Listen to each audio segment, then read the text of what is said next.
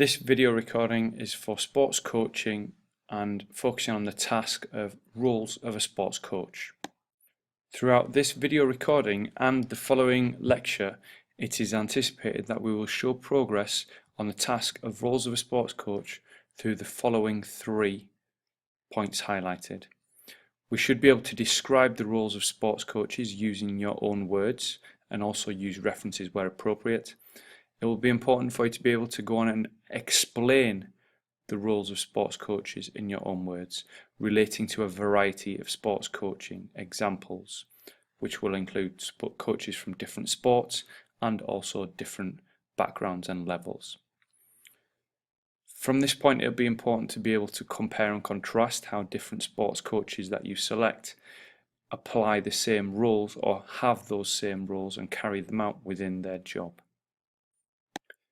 There are 6 roles of a sports coach, and those are listed on the left-hand side here. On the right-hand side, you'll see some images. These are some of the coaches that we'll look at in our examples, and you are free to use them when talking about and explaining and discussing how the various coaches use these roles. The first role that we'll look at is a manager. There are key points within this role. It is important for the manager to be a decision maker, and this is in light of the team lineup, making substitutions. So it's very much focused on during the game or on game days and in preparation of that, which will include things like selecting a team formation if it is a team sport. Managers may also look at things along the lines of a team schedule, which would include meeting times, which would typically take place each week, possibly in review of the game or fixtures, and travel times if there's an away fixture or if it is a tournament which they need to travel to, and it will also include training schedules. This is typically something which we might associate with the role or position of a head coach. For example, Tracy Neville, England Netball, Dave Rush at Sunderland College Men's Football, and Trevor Bayliss, head coach of England and Wales Cricket. The key point here is that a manager must be able to take control of the group or team and be productive, and that is important in terms of making those decisions.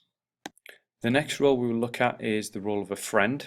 As a coach, it is important to have a supportive other who may be that shoulder to cry on, who may be a travel buddy or a companion, and they must have a good rapport with the athlete, and that's particularly important when we look at coaches like Alberto Salazar, who's currently Mo Farah's head coach, Glenn Mills, Usain Bolt's coach, and Tony Minichiello, Jessica Ennis's coach. These are all individual sport coaches, which is highlighted down at the bottom here, and it's possibly easier to pick out those types of sports coaches as they may well fulfill a number of these aspects of the role.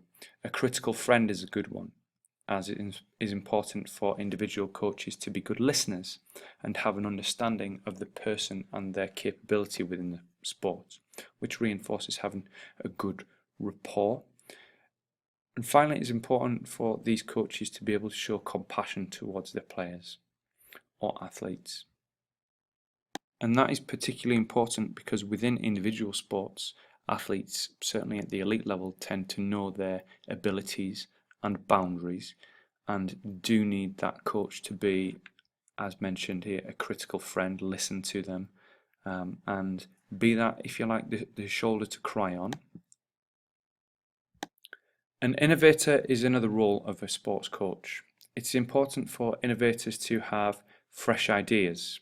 They will need to come up with creative training methods, and that is essentially to prevent boredom for players who may have the same routine day in, day out. It's also important in that light for innovators to be quick thinkers.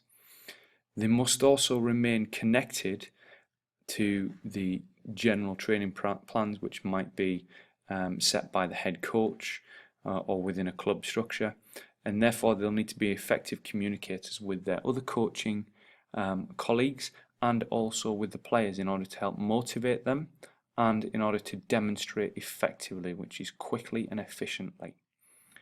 Typically, innovators might be considered as first team coaches or even strength and conditioning coaches. The image on the top right, you can see quite a dated picture of Jose Mourinho.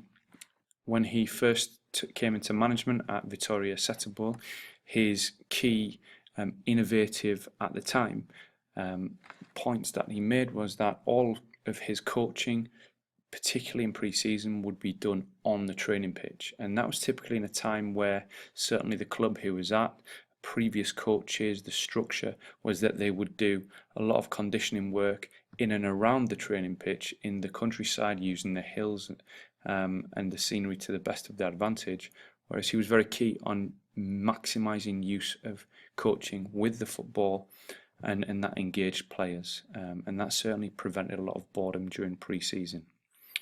Other innovators we might see are Trevor Bayliss, who has been newly appointed as England head coach.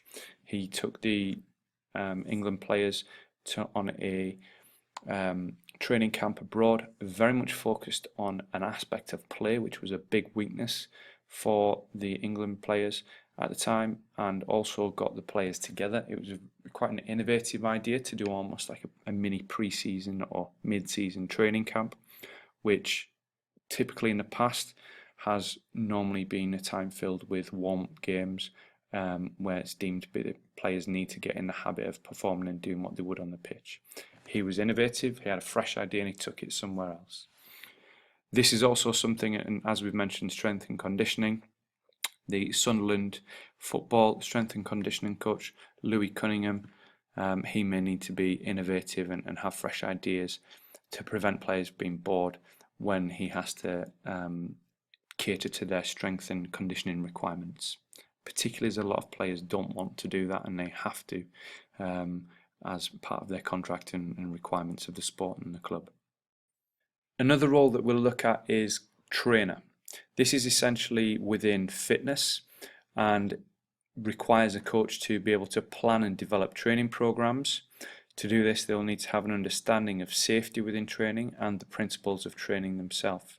And that's in order to maximize the results that an athlete or a player may obtain in order for them to perform within their sport, and certainly not injure them or overtrain them. For this, it is important for a trainer to be able to carry out tests, understand their results, and also link in with nutrition and diet. Typically, we would associate a trainer with being a strength and conditioning coach. Again, the images linked are Louis Cunningham, strength and conditioning coach at Sunderland. This is a different image to previously, as strength and conditioning coaches often are able to branch out into various areas of sport and certainly look at the body as a whole and not necessarily within one sporting field. Also, we've got Glenn Mills, Usain Bolt's coach, and Alberto Salazar. Glenn Mills looking at speed, power, typically within sprinting athletics for Usain Bolt, and he will need to particularly work on those elements with his athlete. And Alberto Salazar would certainly need to be aware of things such as body fat percentages and also work on the physical attributes required for a completely different sport than Glenn Mills. Even though it is running, long distance and sprint can be seen as opposite ends of the spectrum. Role model is another role of a sports coach. It's important for coaches to be role models to their players or athletes, and also to other coaches and aspiring coaches within the sport. And it's important that they are role models within their role of the coach, not purely because of what they may have achieved as a player.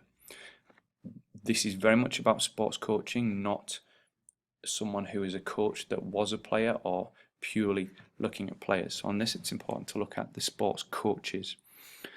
Sports coaches need to be role models because they have a public image, certainly in professional sports and with the team and athletes that they work with on a daily basis. It is important that they wear the correct and appropriate attire.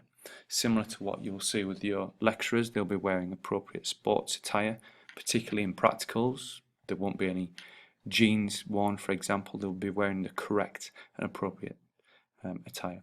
Press conferences, it's important that coaches maintain a professional manner and also set a positive example of themselves and their sport and their teams or athletes. Body language is also important here, as sometimes it's not just what is said, but particularly how people act. Role models must be an inspiration to others, and they must lead and set examples.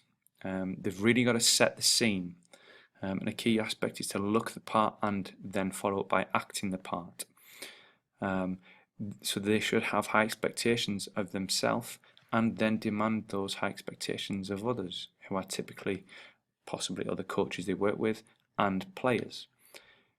And that would also come from having experience in certain situations, possibly emotional experience, emotional intelligence, how to handle different situations, and also by giving a positive influence to players, possibly when they're in an uncomfortable or new challenging situation. That might largely come within a youth coach. There's no examples here in images of youth coaches, but these are also 3 coaches who require to set that good example and be a role model to their players and other staff around them. Here we've got Stuart Lancaster, head coach of England Rugby Union. It's important for him to be a role model to his other coaches, as it is for Mark Sampson to be a good role model in the media, in the public light, to his other coaches and to the players themselves. At the top here, last but not least, we've got Becky Hammond. She has just been appointed as an assistant head coach at the San Antonio Spurs. So it's certainly important for her to be a good role model, certainly to maintain standards within the team and the players, but also for young girls that are being developing within the sport and other sports. And that's a key point, because there are not as many women involved in sports or within coaching roles as there are men. So certainly Becky Hammond has, and maybe unwanted, but she is a role model for a lot of young female coaches in any sport. The 6th role that we'll look at is the role of an educator, and it is an essential role of any coach. They will be deemed as a teacher, and in order to be an educator or a teacher, it is important to have knowledge of the skills and techniques of a sport, and also the tactics, as they all need to be able to break these down, paint the picture and get them across to their athletes and players, and repeat this a number of times to improve players' individual and group, collective and whole team understanding of these.